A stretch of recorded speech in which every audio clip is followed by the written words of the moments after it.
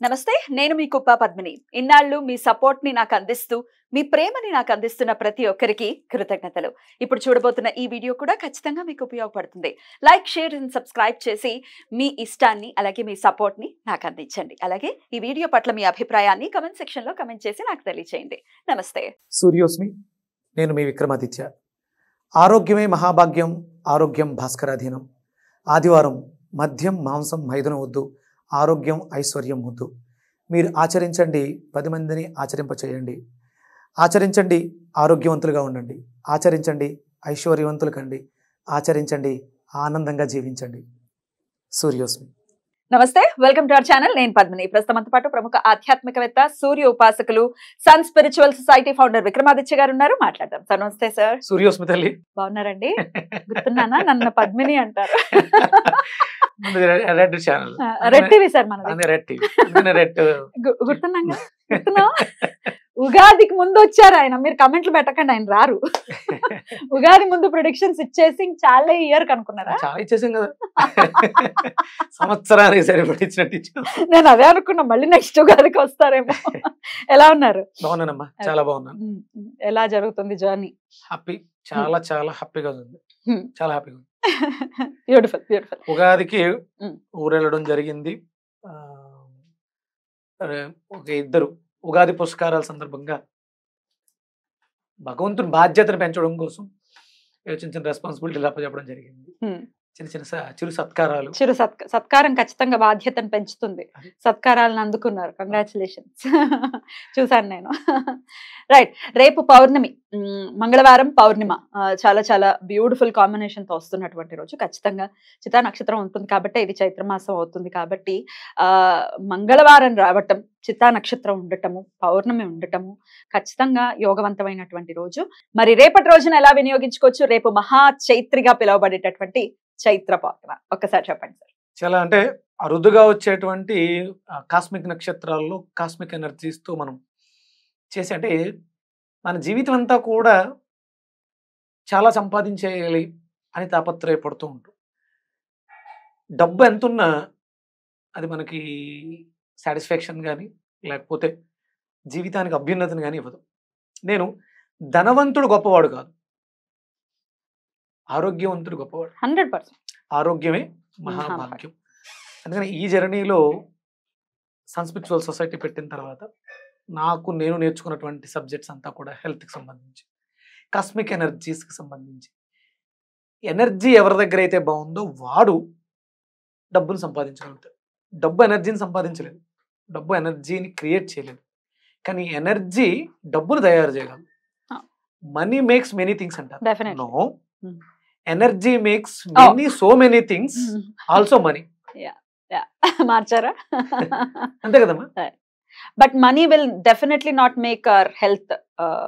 అంటే సన్మార్గంలో ఖచ్చితంగా మనీ అయితే నడిపించలేదు హెల్త్ ని, అంతేనా? అంతే. కాస్మిక్ ఎనర్జీ బాగుంటే, అంటే ఇప్పుడు పౌర్ణమి గురించి మాట్లాడినప్పుడు ఇదంతా ఎందుకు మాట్లాడుతున్నాం అంటే, యూనివర్స్ లో ఆ చైత్ర మాసానికి సంబంధించినటువంటి ఎనర్జీ, ఆ చిత్తా నక్షత్రం, కుజుడికి సంబంధించినటువంటి అద్భుతమైనటువంటి cosmic energy, full of energy ఉంది. అంటే యూనివర్స్ అంతా కూడా ఎంప్టీనెస్ అంటే ఏమీ లేనితనం కాదు, ఫుల్ ఆఫ్ ఎనర్జీ.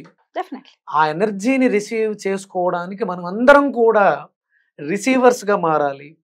దానికి మనకి పౌర్ణమిని ఉపయోగించుకొని సూర్యోదయానికి పూర్వమే నిద్ర లేచి అభ్యంగన స్నానాలు అవి చేసి సాత్వికాహారాన్ని తీసుకుంటూ దైవ చింతనలో గడపడం ద్వారా, ధ్యానాలు, ఈవినింగ్ ఫుల్ మూన్ టైంలో మెడిటేషన్ చేయడం ద్వారా ఆ కాస్మిక్ ఎనర్జీని ఒడిసి పట్టుకుని దాచుకొని డెఫినెట్లీ జీవితాన్ని అభ్యున్నత వైపు నడిపించుకోవడానికి. ఖచ్చితంగా చిత్తా నక్షత్రం అంటేనే చాలా సెటిల్డ్ గా మధ్యలో ఉండేటటువంటి నక్షత్రం, చాలా సెటిల్డ్ గా ఉండేటటువంటి నక్షత్రము అని మనందరికీ తెలిసిందే. చాలా చాలా పవర్ఫుల్ నక్షత్రం. ఎంత పవర్ఫుల్ కాకపోతే శ్రీపాద శ్రీవల్లభులు ఆ నక్షత్రంలో జన్మం తీసుకుంటారు, first incarnation of Dattatreya. So మరి అంత పవర్ఫుల్ నక్షత్రం పౌర్ణమి నాడు ఉంటే అది చైత్ర మాసం అవుతుంది. చిత్త నక్షత్రంతో కూడి పౌర్ణమి వస్తుంది కాబట్టి సాయంత్రం పూట అంటే రాత్రి మెడిటేషన్ చేయాలి అని అంటున్నారు. ప్రత్యేకించి ఎలా చేయాలో, లేకపోతే ఒకసారి నాకు చేసి చూపించి లైవ్ లో ఇస్తే చక్కగా మనం లైవ్ ఇచ్చి అంటే డెఫినెట్ గా ఈ చైత్ర మాసంలో అంటే మనందరం కాస్మిక్ ఎనర్జీ కోసమే పోరాడుతున్నాం అమ్మా. కాస్మిక్ అంటే అలా కాకుండా వేరే వేరే పదాలు వాడుతున్నాం. చాంటింగ్స్ అని లేకపోతే ఇంకో పూజలని వాటి గురించి వీటి గురించి మాట్లాడతాం. కానీ ఇక్కడ particular గా పౌర్ణమి తిథిని ఉపయోగించుకుని ఈ చైత్ర మాసంలో సూర్యుడు ఇప్పుడు 100% ఎనర్జెటిక్ గా ఉన్నారు.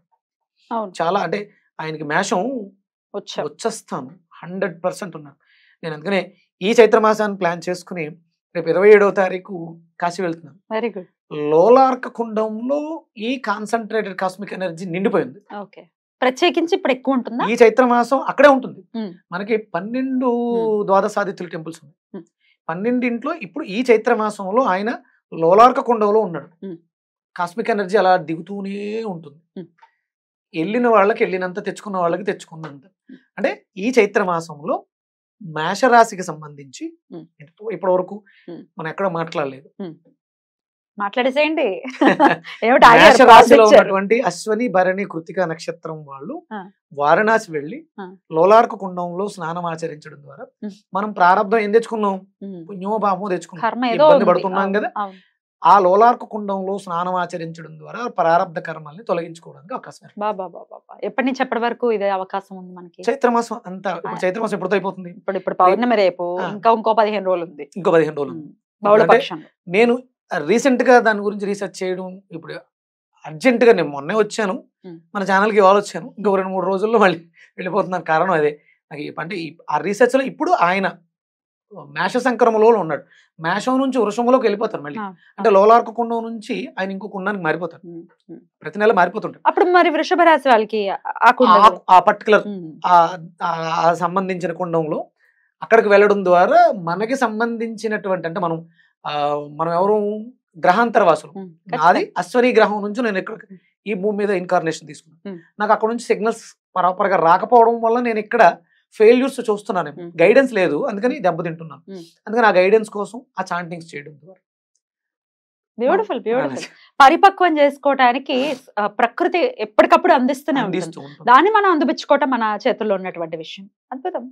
సో అలా అని వెళ్తున్నారు. మరి మీకు కూడా ఏదైనా అవకాశం ఉంటే కనుక ఖచ్చితంగా వెళ్లే ప్రయత్నం చేయండి. 15 రోజులు దయచేసి లేట్ అయినందుకు ఏమనుకోవద్దు.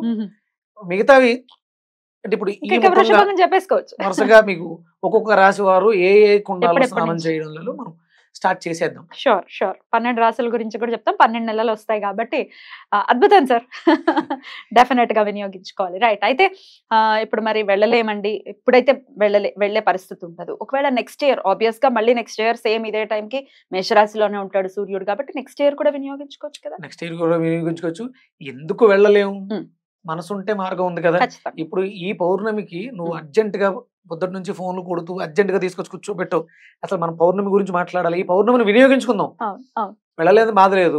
ఒక ఇత్తడి బకెట్ లేకపోతే రాగి బకెట్ తీసుకోండి. ఉన్నాయా? కనీసం చెంబన్న. బకెట్ అంటే ఏ సైజ్ లో? కొంచెం ఒక 10-15 లీటర్ల నీళ్లు పట్టేది. ఆ లోలార్క కుండాన్ని, కాశీలో ఉన్నటువంటి లోలార్క కుండాన్ని మన ఇళ్లలోకి తెచ్చుకుందాం. మనం గంగే యమునే చైవ నర్మదా సింధు కావేరి జలేష్మిన్ సన్నిధం కురు వచ్చేసింది కదా. స్వామి వారికి సంకల్పించుకుందాం. స్వామి ఇప్పుడు విక్రమాదిత్య గారు లేట్ గా చెప్పారు, అందుకని కాశీకి రాలేకపోతున్నాం. ఆ లోలార్క కుండంలో ఏదైతే కాస్మిక్ ఎనర్జీ ఉందో దాన్ని ఇక్కడికి పంపించు స్వామి అని దండం పెట్టుకుని మన ఇంట్లో ఆ బకెట్లు అంటే ప్లాస్టిక్ కాకుండా చూసుకుని ఒక మెటల్ బకెట్ ఏదో ఒకటి, లేని పక్షంలో చెంబైనా పర్వాలేదు, కాపర్ చెంబు చేతితో పట్టుకుని గంగే యమునే చైవ నర్మదా సింధు కావేరి జలేష్మిన్ సన్నిధం కురు లోలార్క ఆదిత్య ఆవాహయామి స్థాపయామి పూజయామి. ఒక 2 ఎర్రటి అక్షింతలు, కుంకుమ, పసుపు కలిపితే అది లోలార్క కుండంలో ఏదైతే స్వామి వారి ఉదకం ఉందో, జలం ఉందో అది అవుతుంది. దానిని మనం బకెట్ లో, మనం స్నానం చేసే బకెట్ లో వేసుకుని అభ్యంగన స్నానం చేస్తే ఈ పౌర్ణిమ మనకి ఈ రకంగా ఉపయోగపడుతుంది. అద్భుతమైనటువంటి ప్రత్యామ్నాయం. ఇది పొద్దున్నే చేసుకోవచ్చు. దాంట్లో కొంచెం తులసి దళాలు గాని లేకపోతే త్రిదళం మారేడు దళాలు గాని వేస్తే అవి ఇంకా శక్తివంతంగా అవుతున్నాయి. ఆ జలం అది ఈ 15 రోజులు ఈ చైత్రమాసం అంతా కూడా నైట్స్ చేసి పక్కన పెట్టేయండి. అంటే ఎలా? ఈ రోజు ముందు రోజు రాత్రి చేసేసి నెక్స్ట్ డే ఉదయాన్ని అట్లా మనం స్నానానికి వినియోగించుకోవాలి. ఆ చెంబులో నీళ్ళు ఇలాగే సంకల్పం ఏదైతే ఉందో అది అనేసుకుని పక్కన పెట్టేసుకోండి. మన దగ్గర అవకాశం ఉంది, గులాబీ పూలు వేసుకోవచ్చు, వట్టి వేళ్ళు వేయొచ్చు. దాంట్లో అవన్నీ కూడా ఔషధాయి జలం అవుతుంది. ఆ లోలార్క కుండంలో లోలార్క ఆదిత్యుడు ఏదైతే శక్తిని ఉంచాడో ఆ శక్తి అంతా కూడా అక్కడికి ఫుల్ ఆఫ్ ఎనర్జీ కదా. Right. అది అక్కడ లోలార్కు కుండంతో పాటు మనకు కూడా ఒక పార్ట్ వస్తుంది. Right. మన బకెట్ లో ఉన్నటువంటి నీళ్ళు ఎనర్జైజ్ అవుతున్నాయి. Right. వాటితో ప్రస్తుతానికి ఈ సంవత్సరం ఎలా చేద్దాం, వచ్చే సంవత్సరం లోలార్కు కుండంలో స్నానం చేద్దాం. తప్పకుండా మంచి ప్రత్యామ్నాయం. చాలా అద్భుతంగా ఆలోచించారు. చాలా బ్యూటిఫుల్ సార్. అయితే ఇక ఇంకొక ప్రశ్న, కుజుడి పరిపాలనలో ఉన్నాం ఇప్పుడు, క్రోధినామ సంవత్సరం కాబట్టి, అలాగే కుజుడు రాజయ్య ఉన్నాడు కాబట్టి కుజుడి పరిపాలనలో ఉన్నాము. ఈసారి ప్రత్యేకించి మంగళవారమే వస్తోంది కాబట్టి మొదటి పౌర్ణమి ఈ సంవత్సరంలోనే. సో కుజ అనుగ్రహం కోసం ఖచ్చితంగా ఆయన అనుగ్రహం కావాలి, అటు అప్పులు తీరిపోవాలన్నా, శత్రుత్వం లేకుండా ఉంటే రకరకాల పోర్ట్ఫోలియోస్ ఉన్నాయి ఆయనకి, పెళ్లి పిల్లలు ఎన్నున్నాయో, చాలా ఇంపార్టెంట్ రోల్ ప్లే చేస్తారు. అన్నిటికంటే ముఖ్యం ముందు తన కోపమే తన శత్రువు. కోపం కంట్రోల్లో ఉంటే చాలా వరకు సమస్యలు సాల్వ్ అయిపోతాయి. కాబట్టి మరి ఏం చేయమంటారు కుజ అనుగ్రహం కోసం? అదేనమ్మా, అంటే ఇక్కడ క్రోధినామ సంవత్సరం కోపాన్ని పెంచేస్తుంది అంటే కోపం లేకుండా ఉండాలి అంటే ఉండాలి. భారతదేశాన్ని కానీ లేకపోతే మన వ్యవస్థని కానీ పాడు చేస్తున్నటువంటి దుష్కార్యక్రమాలు జరుగుతున్న చోట కోపాన్ని తెచ్చుకోమని మనకి చాగంటి కోటేశ్వరరావు గారు చెప్పారు. కోపాన్ని నటించమన్నారు. తెచ్చుకోవడం మీన్స్ నటించడం, నటించి సన్మార్గంలో పెట్టడం కోసం, దారి తప్పుతున్నటువంటి వ్యవస్థని దారిలో పెట్టడం కోసం ఈ క్రోధినామ సంవత్సరం మనందరికీ కోపాలు అవసరమే. నాకెందుకులే అని కాదు, నాకు అవసరం. ఎందుకంటే నేను అంటే నా దేశం, నేను ఒక్కడనే కాదు, నాతో పాటు అందరూ బాగుండాలి. కాబట్టి కోపాన్ని ప్రదర్శించండి, నటించండి, లోపల తీసుకొస్తుంది. తన కోపం తన శత్రువు కాబట్టి కోపం తెచ్చుకుందాం, నటిద్దాం. చెడుని ప్రాళద్రోలడానికి కుజుడు విక్రమకారకుడు, సైన్యాధికారి. మన భారతదేశాన్ని సస్యశ్యామలం చేయడానికి, సన్మార్గంలో పెట్టడానికి అక్కడ బాలరాముడు అయోధ్యలో ప్రాణప్రతిష్ఠ చేసుకుని మనకు రామరాజ్య పరిపాలన తీసుకురావడానికి సిద్ధమై ఉన్నాడు. అందుకని ఇప్పుడు ఎలక్షన్ మూమెంట్ జరుగుతుంది, అందరం కూడా సంఘటితమై కోపాన్ని ప్రదర్శిద్దాం, చెడుని పారిపోయేలా చేద్దాం. తప్పకుండా అది పోవాలంటే మనం ఏం చేయాలంటే కుజుడు సుబ్రహ్మణ్యేశ్వర స్వామి ఆరాధన విశేషంగా చేయాలి. అమ్మవారి ఆరాధన, దుర్గాదేవి ఆరాధన, సుబ్రహ్మణ్యేశ్వర స్వామి ఆరాధన చేసుకుంటే చాలా మంచిది. తప్పకుండా. కందులు ఈ సంవత్సరం అంతా కందులు విరివిగా వాడదాం.